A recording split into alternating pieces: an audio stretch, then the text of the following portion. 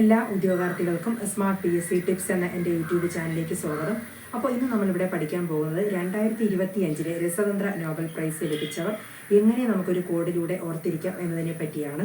അപ്പോൾ ലഭിച്ച വ്യക്തികൾ ആരൊക്കെയാണെന്ന് നോക്കാം. റിച്ചാർഡ് റോബ്സൺ, രാജ്യം ഓസ്ട്രേലിയ. സുസുമു കിറ്റാഗാവ, രാജ്യം ജപ്പാൻ.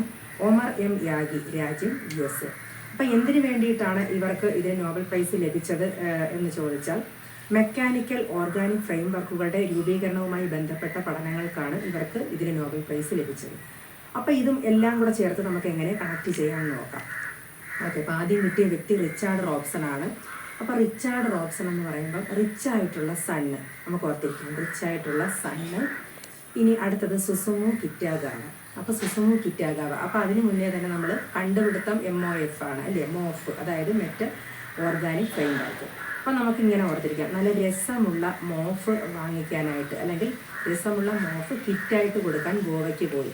അപ്പോൾ കിറ്റാഗാവ അങ്ങനെ നമുക്ക് കിട്ടും. ഇനി രസമുള്ള എന്നതിൽ നിന്നും രസതന്ത്ര നോബൽ പ്രൈസ് ആണെന്ന് നമുക്ക് ഓർത്തിരിക്കാം. അപ്പം അത് വാങ്ങിക്കാനായിട്ട് പോയി അവിടെ ചെന്ന് യാചിച്ചു. അപ്പം യാചിച്ചു എന്നതിൽ നിന്നും നമുക്ക് ഒമർ എം യാഗി കിട്ടും. ഓക്കെ, അപ്പം ഇത്തരത്തിലുള്ള വീഡിയോസ് നിങ്ങൾക്ക് ലഭിക്കാനായി ദയവായി എൻ്റെ ചാനൽ സബ്സ്ക്രൈബ് ചെയ്യുക, ലൈക്കും ഷെയറും ചെയ്ത് എന്നെ സപ്പോർട്ട് ചെയ്യുക.